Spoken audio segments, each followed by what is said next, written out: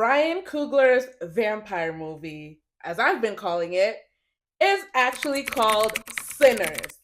And we have a trailer. I have been tracking this thing since March when I first heard about it, and now we have a trailer. Let's watch it and then speculate.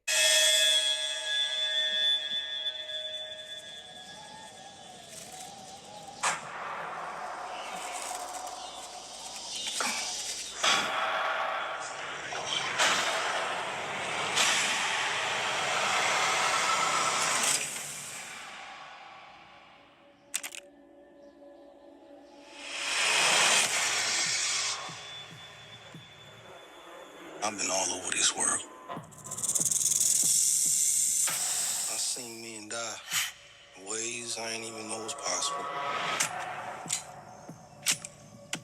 Hey, brother, be careful. I will.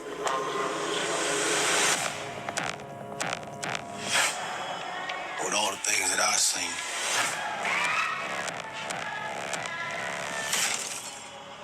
I ain't ever seen no demons,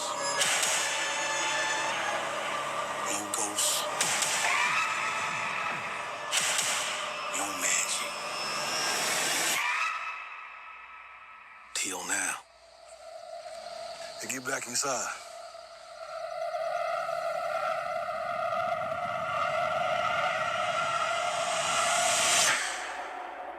Let me in, man. Some weird shit going on out here. You keep dancing with the devil.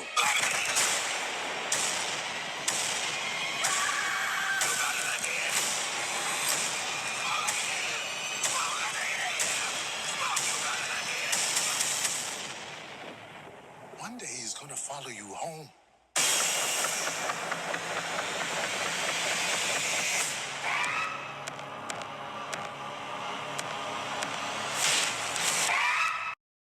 I love it.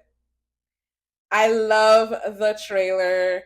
It gives and it also gives nothing. Tell me why this is a movie about vampires, supernatural, and it looks very regular. Those people, that group of people inside of that house, barn, wherever that was, were all wielding like very human weapons to defend themselves. Very intriguing. It's intriguing because the trailer subverts my expectations. That's why I love it. Because one of the first things I learned about this movie, aside from the fact that there was a bidding war over it and that it's about vampires or features vampires, is that it's set in the Jim Crow South in the 1930s, specifically in New Orleans. And when I read that originally, my reaction was, I will tell you that when I read this, I immediately felt burdened. I'm linking that video in the caption because, first of all, I cracked up rewatching it, but it contains a lot of early speculation that are kind of like bearing fruit in the trailer, specifically, with the twins, good, evil, the type of magic that I suspect they might use. So please watch it if you feel inclined. But yes, so I figured the trailer would be like very Jim Crow-ish, Jim Crow iconography, some white people mean mugging, suffering, trauma, etc. And it gave none of that. It gave very much like, I don't know, like intra-communal struggle or even intercommunal struggle because there were some white folks like suffering in that. But the thing is with the trailer as well, one of them says, probably the one in the suit, I've traveled all over this world.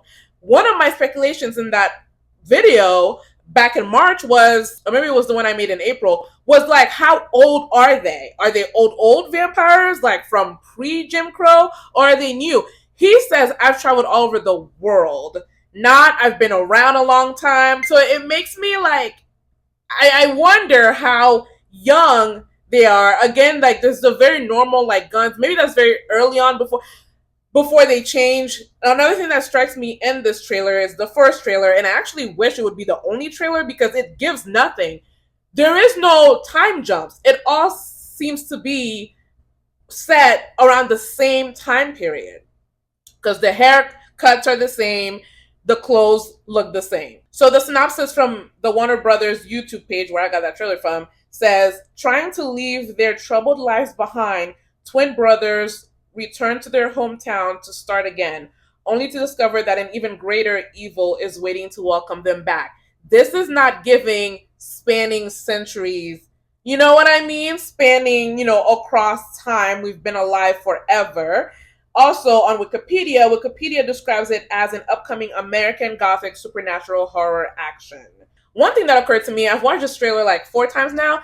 I wonder if the story won't include racial trauma. Also, the other thing that struck me, sidebar, is that one of the twins says, I've never seen magic or monsters or supernatural stuff until now. So again, very much giving the present such as it exists. Like not like I've lived forever, but we shall see.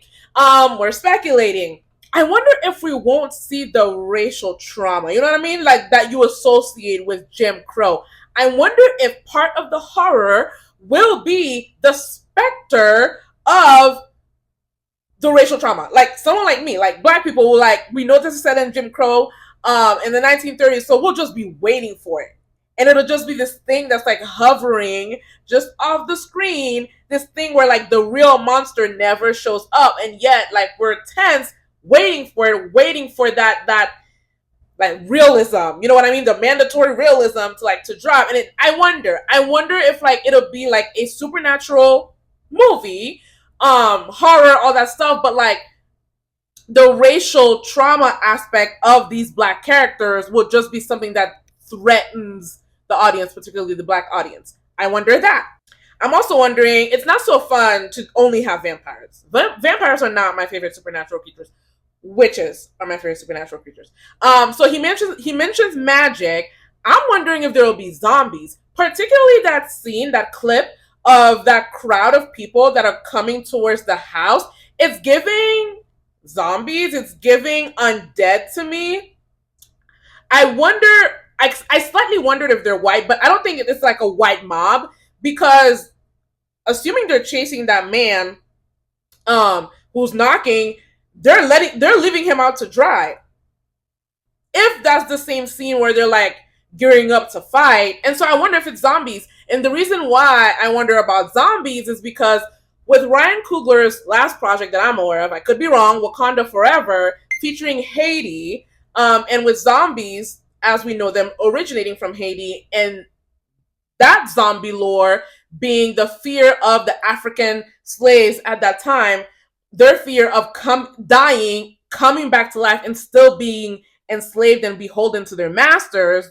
That's where my mind went when I saw that. I wondered if there would be like a zombie element where like it's the 30s, so like you know, this was going with like if the vampires were super old and were alive during before the Emancipation Proclamation, before Juneteenth. I just that was something that I still am kind of speculating if that crowd is actually like a small little zombie horde. Just wondering. I love the shot of that man coming into the church with a scratch on his face, not because of him, but because of the churchgoers wearing all white. It's giving spiritual. One of my speculations in the video I included, the clip, was about the kind of magic they're using. I wonder if it'll be like not like supernatural, like Charmed-esque, like special effects magic, but more practical magic. And so I wonder if there'll be an element of hoodoo included, especially if this is set in New Orleans, like was originally rumored. When he mentions ghosts, the camera pans to Kate Bishop, aka Haley Stanfield. She's giving ghost. She's giving I'm not alive anymore, and she also looks a little bit sinister. So I'm wondering if she accused him of something that he didn't do. Maybe he loved her because there is a short clip of them hugging. It seems like embracing, and so maybe he loved her, and then she accused him of something he didn't do, or not.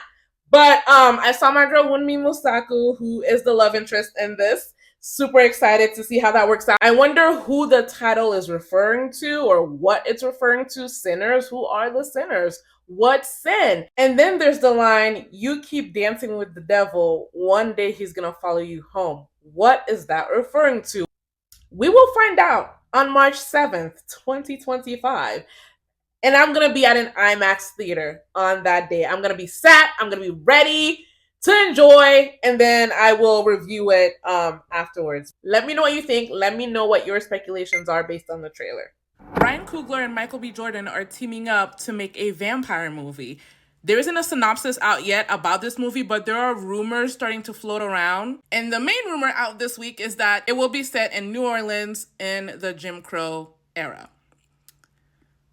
So it's a rumor, but there's probably some, if not a lot, truth to it, because it would be very weird if the first rumor out about this man's vampire film is that it's going to be in the Jim Crow South. I will tell you that when I read this, I immediately felt burdened because even though I love shows like Lovecraft Country and Watchmen, which both directly dealt with, Lovecraft Country in particular, even though I love those shows and they were very strong and very, very good, I don't think I will ever be in a space where I will hear about a project heavily featuring like racism and discrimination. I don't think I'll ever hear that and be like, yes, put it straight in my veins. Yes, I can't wait. I don't think that's ever gonna be me.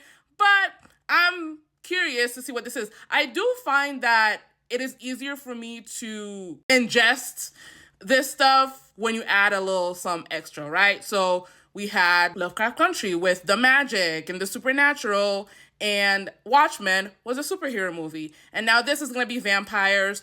What I ask is, let's focus more on the vampire lore than on the racism. You get one N-word. You can drop it one time. That's a good number. Maybe it'll be even better if someone goes to call him the N-word and they get their lights punched out or they get bitten by the vampire. You get maybe 4 or 5 instances of him being called boy. So Michael B. Jordan is supposed to play twins. We don't have casting announcements in regards to anyone else. And I'm curious, what is the lore?